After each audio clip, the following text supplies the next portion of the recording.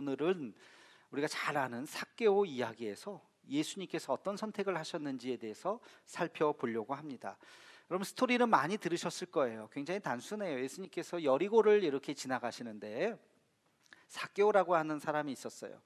그의 직업은 세리였고 그의 특징은 키가 작았다는 거예요.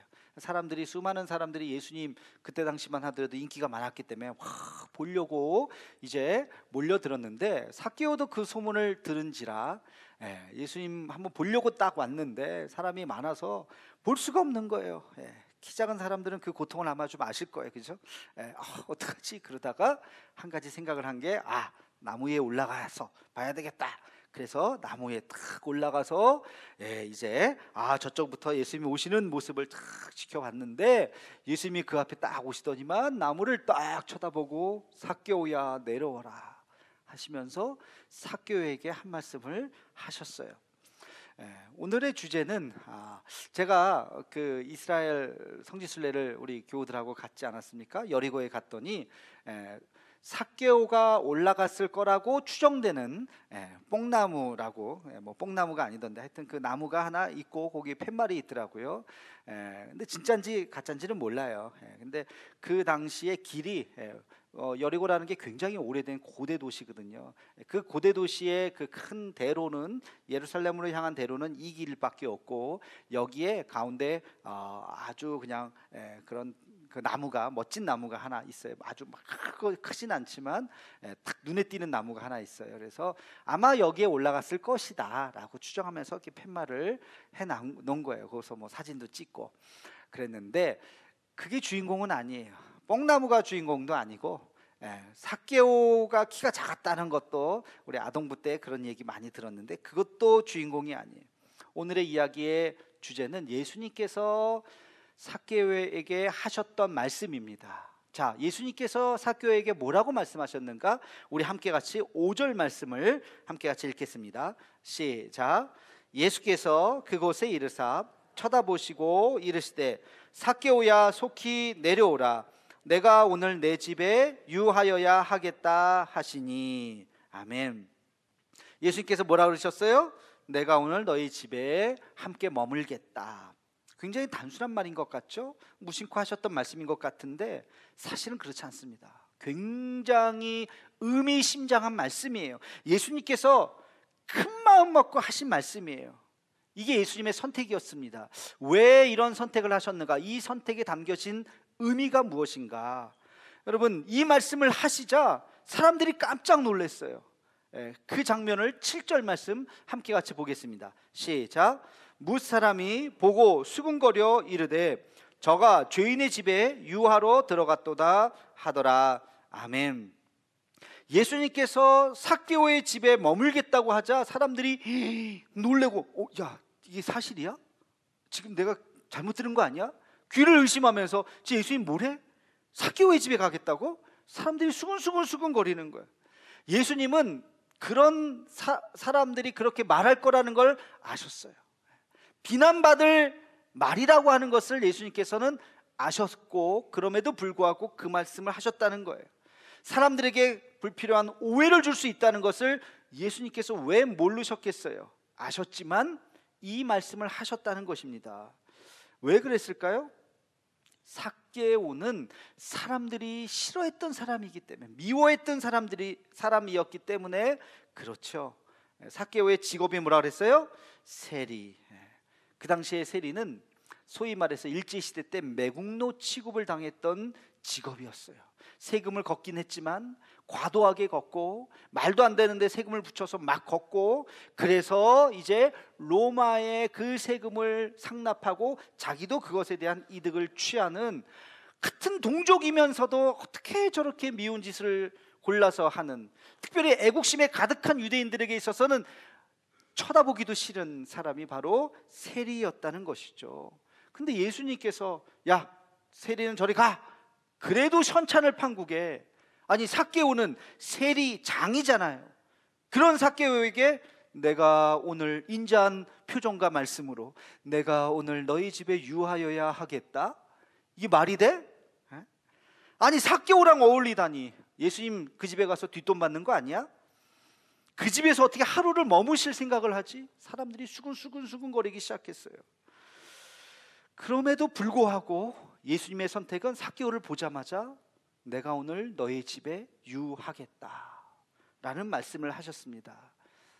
여기에 우리는 예수님이 왜 그러셨는가, 예수님의 정신을 발견해야 됩니다. 7번째 예수님의 정신은 뭡니까? 오늘 말씀의 제목이에요. 뭐예요? 위로입니다. 예수님은 삭개오를 보자 위로해주고 싶으신 거예요. 그의 불안한 눈빛, 그의 초조한 모습, 겉모습은 화려했지만, 좋은 옷은 입었을지 모르지만 그의 텅 빈 마음, 그의 고독한 심정을 예수님께서는 보셨어요. 그래서 그를 위로해주고 싶으셨어요. 내가 오늘 내 집에 유하여야 하겠다. 여러분, 신앙이라고 하는 것은 궁극적으로 위로받고자 갖는 것이죠. 여러분, 교회 오늘 왜 나오셨나요? 어떤 마음으로 나오셨나요? 우리의 궁극적인 마음은 하나님 앞에 나가면 이 힘든 마음 위로받을 수 있지 않을까, 하나님 나를 이해하실 수 있지 않을까, 참 답답한데, 참 힘든데 하나님께서 나를 품어주시지 않을까 하는 그런 마음으로 우리가 신앙을 갖게 되는 것이고 교회에 나오는 것이죠. 모든 그리스도인들은 위로받아야 합니다. 그리고 하나님께서 모든 그리스도인들에게, 예배드리는 우리들에게 하늘의 위로를 허락하시는 줄로 믿습니다. 예수님께서 성령을 너희에게 보내주겠다 말씀하셨죠. 근데 그 성령의 이름이 뭐예요? 보혜사 성령은 바로 위로자죠. 위로자. 우리를 위로하시고 보호해 주시는 분이 성령의 모습인 것입니다. 정신과 의사이자 묵상가였던 폴 트루니에라고 하는 유명한 분이 있습니다. 그분이 인생의 사계절이라고 하는 두껍지 않은 책을 쓰셨는데, 여러 권 책을 쓰셨어요. 이 책에 보니까 정신과 환자들을 치료하기 위해서 가장 필요한 것이 무엇이냐, 모든 환자들을 상담하면서 제일 첫 번째 해야 되고 제일 중요한 게 해야 되는 그 치료 방법이 무엇이냐, 그것은 바로 위로이다, 이렇게 이야기했습니다. 위로. 정신과 힘들고 이렇게 아픔으로 갖고 왔는데 이야기를 듣고 당신이 잘못했네, 왜 그랬어요, 그러니까 그런 소리 듣죠 라고 책망하거나 질책을 했다면 그 사람의 마음이 어떻겠어요? 갈 곳 없잖아요. 근데 아이고 그러셨군요, 혹시 그 사람이 잘못했다 할지라도 얼마나 힘들었으면 그러셨겠어요. 아이고 나라도 그랬을 것 같아요 하는 그런 위로의 마음, 그 마음이 그의 마음을 열게 하고 그게 치료의 시작이라는 것입니다. 그러면서 폴 트루이에는 이 시대가 위로가 필요한 시대라고 이야기합니다. 모든 사람들에게, 현대인들에게는 위로가 필요하다.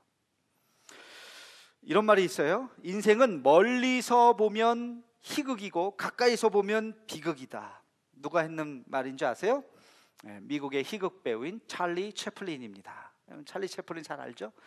찰리 채플린이 이런 말씀을 했어요. 인생은 저마다의 짐을 지고 삽니다. 근데 재밌는 건 뭔지 아세요? 자기 짐이 제일 무겁다고 생각하는 거예요. 다 누구나 자기 인생의 짐을 짊어지고 사는데, 아유 저거보다 내게 더 무거워, 다 자기 짐이 제일 무겁다고 생각하면서 우리가 살아가고 있다는 겁니다. 우리 옆 사람과 인사 한번 합시다. 알고 보면 저도 위로가 필요합니다. 제가 위로해 드릴게요. 등 한번 두들겨 주세요. 아이고, 그래요. 예수님께서 오해와 비난이 있을 거라고 아셨죠. 그럼에도 불구하고 그것을 무릅쓰고 삭개오에게 내가 오늘 너의 집에 함께 같이 머물겠다 라고 말씀하셨습니다. 여러분, 이 말씀에는 세 가지의 중요한 의미가 있어요. 한번 생각해 봅시다. 첫 번째는 모든 사람은 위로를 받아야 한다는 것입니다. 세상 사람들이 손가락질 하는 사람이라 할지라도, 여러분 위로 받아야 돼요. 범죄자들, 그것도 아주 극악무도한 범죄자들, 강력범, 이런 교도소에 있는 사람들이라 할지라도 저 사람은 빨리 사형시켜야 돼. 그러나 그 사람의 내면을 우리가 이해하면서 그 사람에게도 예수님의 사랑이 필요할까요? 필요하지 않을까요? 필요합니다. 사형수라 할지라도 그 사람을 위로하는 마음이 있어야 돼요. 아마 예수님이라면 위로하셨을 거예요. 삭개오는 그 당시에 손가락질 당하는 사람이었어요. 심지어는 사람 취급도 하지 않았다고요. 그럼에도 불구하고 예수님께서는 삭개오를 품어주셨습니다. 삭개오만이 아니에요. 성경에 보니까 예수님의 별명이 있어요. 예수님의 별명이 뭐예요? 세리와 죄인의 친구로다.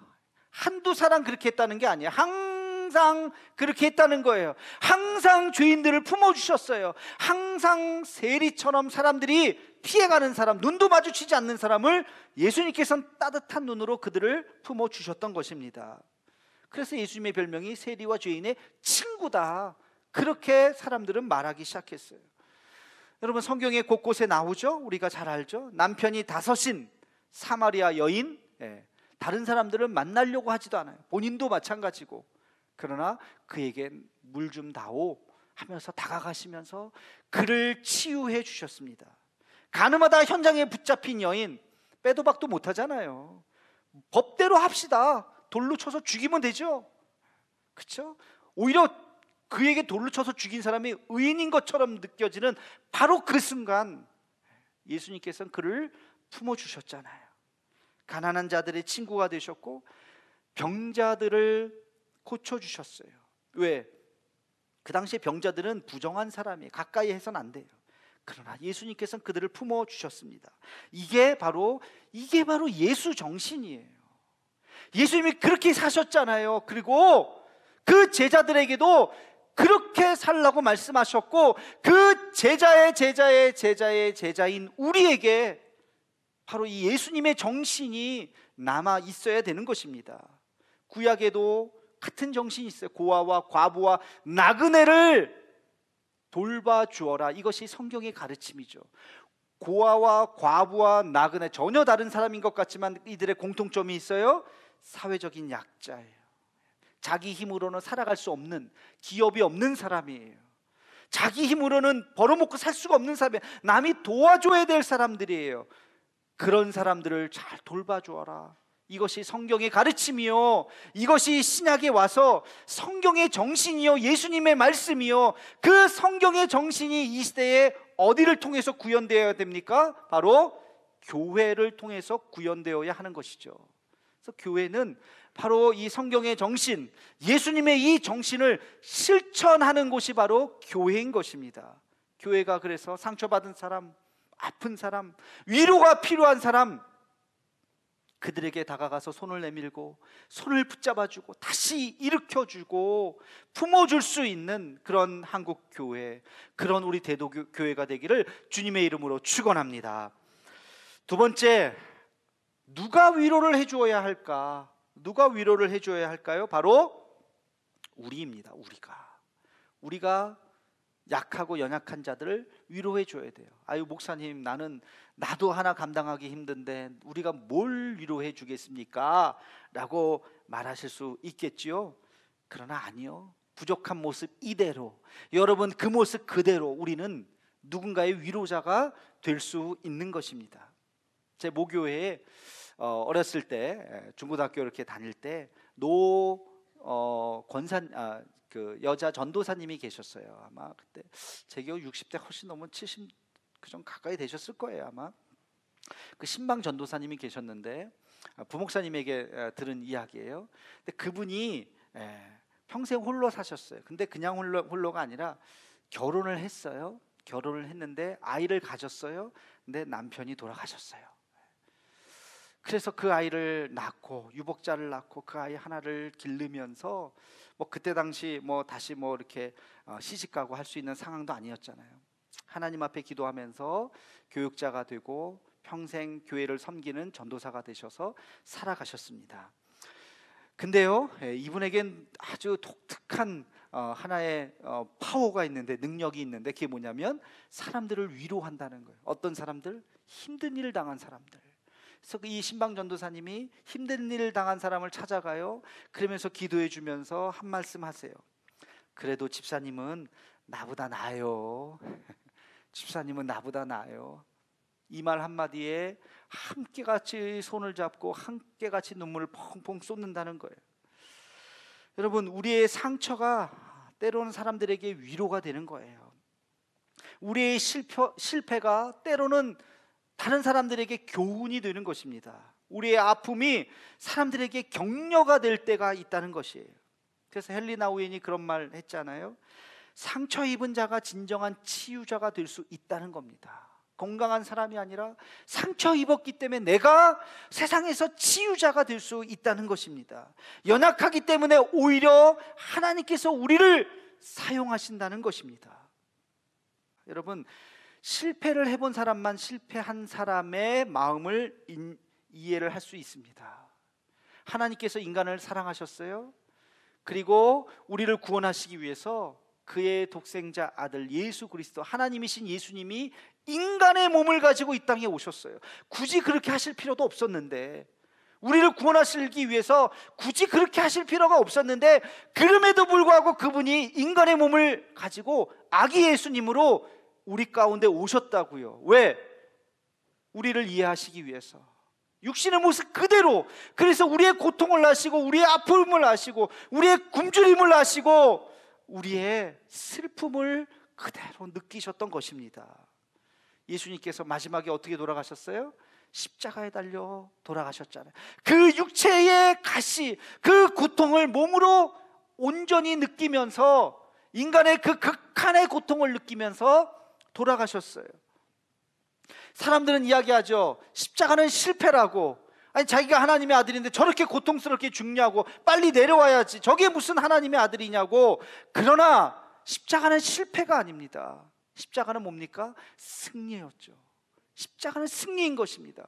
십자가는 죽음으로 끝난 것이 아니에요. 십자가는 뭡니까? 부활인 것입니다. 십자가는 책망이 아닙니다. 그 죄에 대한 대가가 아닙니다. 십자가는 우리를 위로하시고자 하시는 하나님의 선택이셨던 것이죠. 그래서 십자가를 지셨던 것입니다. 우리의 부족함, 여러분의 연약함, 여러분의 실패, 여러분의 아픔, 우리의 그 가시가 세상 사람들에게 위로가 되는 것입니다. 우리는 사람들에게 가서 말할 수 있는 것입니다. 그럼에도 불구하고 예수 그리스도는 살아계십니다. 그럼에도 불구하고 그분은 우리의 위로자가 되십니다. 그렇게 우리는 말할 수 있는 것입니다. 상처 입은 치유자로 우리 주변에 있는 사람들에게 예수 그리스도를 우리의 삶으로 전하는 우리 모두가 되기를 주의 이름으로 축원합니다. 세 번째, 그 위로의 방법이 무엇이냐? 어떻게 위로하셨는가? 예수님께서 삭개오를 어떻게 위로하셨는가? 한번 잘 봅시다. 그냥 말 한마디 하신 게 아니에요. 예수님께서 삭개오에게 뭐라고 말씀하셨어요? 내가 오늘 너의 집에 유하여야 하겠다. 너의 집에 머물겠다. 이 이야기는 뭐예요? 그와 함께 시간을 보내겠다는 겁니다. 대화하고 먹고 마시며 하룻밤을 머물겠다는 것입니다. 내가 오늘 너희 집에 가서 차 한잔 할게 정도가 아니에요. 같이 시간을 보내겠다는 겁니다. 여러분, 가끔 자살하는 분들 있죠? 안타깝게도 자살하는 분들의 한번 심리를 한번 가만히 생각을 해봅시다. 자살하기 1시간 전에 무슨 생각을 했을까요? 무슨 생각을 했을까요? 자살하기 1시간 전에 이제는 내가 더 이상 살아서 뭐하나, 희망이 없다. 더 이상 내가 할 수 있는 게 없다. 그렇죠? 그리고 내가 그냥 이렇게 사라져 버리면 끝나는 거 아닌가? 아무도 나를 위해서 울어줄 사람도 없고, 하루 이틀 3일 장례나 치룰래나 하루 이틀 장례 치르고 화장해버리면 이 세상은 여전히 똑같이 분주하게 돌아갈 거야. 나라는 존재는 쓸모없이 왔다가 그냥 이렇게 가는구나. 아마 마지막에 혹시 하고 전화기를 들고서 내가 전화할 사람이 있는가 전화번호를 한번 뒤졌을지도 몰라요. 내 이 고통의 마음을, 내 이 아픈 마음을 함께 같이 나눌 사람이 있는가. 수백 명 전화에 입력은 되어 있지만 아무도 전화할 사람이 없어요. 전화기를 내려놓고 죽자 하고 아마 죽지 않았을까 상상을 해봅니다. 근데 이런 생각도 해요. 만약에 그 순간 전화기를 내려놓으려고 하는 그 순간 전화가 삐리리리 왔어요. 아는 사람이에요. 안녕, 난데 뭐하고 지내 요즘에? 다들 힘든데 너도 힘들지? 당신도 힘들지? 그러면서 나 여기 앞에 지나가고 있는데 당신 생각나서 전화했어. 집 앞이야. 잠깐 내려올 수 있어? 뭐 좀 전해주려고 그래. 근데 그때 아니야, 나 지금 죽을라 그래. 안녕? 그러면서 그런 사람이 있겠어요? 아무리 그래도 요 앞에 왔대는데 얼굴은 봐야 될 거 아니에요. 탁 내려갔는데 따뜻한 뭐 닭도리탕으로 할까요? 따뜻한 국 하나를, 스프 하나를 가지고 와서 당신 줄라 그래, 이거 생겨서. 그 따뜻함을 만약에 느꼈다면 이분이 이거 먹고 죽자 그랬을까? 상상을 해봅니다. 여러분, 외로움이라고 하는 것은 우리의 마음을 병들게 하는 질병이죠. 그래서 우리에게는 이 마음을, 나 혼자만 이 답답해 죽을 것 같은 이 마음을 내려놓을 수 있는 누군가가 필요한 거예요. 대화의 상대가 필요한 거예요. 아마도 삭개오는 사람들이 볼 때는 저 하고 손가락질하지만 그 마음속에 얼마나 공허함이 있었을까요? 아마 예수님하고 만나서 이야기하면서 그날 앉았을 거잖아요. 식탁에 앉아서 같이 저녁을 먹으면서 이런저런 이야기를 하면서, 예수님, 사실 저요, 남의 돈 그렇게 많이 갈취하지 않았습니다. 사람들이 오해한 거예요. 저는 그렇게 하지 않았어요 하면서 자기 변명 막 했을 거예요. 예수님께서 그 얘기 다 들어주셔서 그래 알아, 그래 알아, 등 두들겨 주셨을 거예요. 그러면서 그를 위로해 주었을 거예요. 얘기하면서 자기의 분노에 복받쳐서 막 눈물을 펑펑 흘렸을 거예요. 예수님께서 그를 꼭 한번 안아주셨을 거예요. 여러분, 위로란 무엇입니까? 안아주는 겁니다. 신명기 1장 31절에 보면 이런 말씀이 있어요. 우리 함께 같이 신명기 1장 31절 말씀 읽겠습니다. 시작. 광야에서도 너희가 당하였거니와 사람이 자기의 아들을 안는 것 같이 너희의 하나님 여호와께서 너희가 걸어온 길에서 너희를 안으사 이곳까지 이르게 하셨느니라 하나. 아멘. 너희가 걸어온 길, 그 길이 어디예요? 광야길이죠. 그 광야길에서 너희를 안으사 이곳까지, 이 마지막 가나안 땅을 앞두고 있는 거기까지 주님께서 너희를 인도하셨다는 거예요. 어떻게 인도하셨다고요? 안아서. 여러분, 광야길 그들은 외로웠지만 그렇지 않았어요. 하나님께서 그들을 안아주셨다는 것입니다. 모세는 그것을 봤어요. 하나님께서 이 40년 동안 우리를 안아주셨구나. 그래서 이 신명기에서 이스라엘 백성들에게 하나님께서 우리를 안아주셨습니다 하고 이야기하는 장면입니다. 여러분, 지금 코로나로 인해서 우리가 다 힘들어요. 광야 같은 인생을 살아가요. 어저께도 뉴스 들으니까 정말 1년, 2년, 3년 동안 임용고시 준비했던 그 친구들, 근데 갑자기 확진이야. 나는 멀쩡한데, 나는 무증상이에요, 나는 괜찮은데, 아니에요, 당신 확진 났어요, 시험 못 봐요. 그래서 보니까 그 친구 중에 하나는요, 마지막 시험이에요. 자기가 나이도 있고 이제 그거를 열심히 했는데 그 하루 전날 확진자가 나서 시험을 못 보게 만들었어요. 얼마나 억울할까, 그 젊은 인생이. 이런 광야 같은 인생을 우리가 지금 살고 있는 거예요. 근데 이 시간이 지난 후에 우리 다시 믿음의 눈을 떠서 보아야 합니다. 하나님께서 우리를 안아주고 계심을, 하나님께서 우리를 위로하고 계심을, 이것을 볼 수 있는 우리가 되기를 주의 이름으로 축원합니다. 그리고 이제 우리는 하나님의 위로하심을 받고 하나님의 은혜를 경험하고 세상에 나가서 세상 사람들에게 그들의 가슴을 안아줄 수 있는 그 힘으로 하나님께서 당신을 위로하신다는 그 말씀을 할 수 있는 우리 모두가 되기를 주님의 이름으로 축원합니다.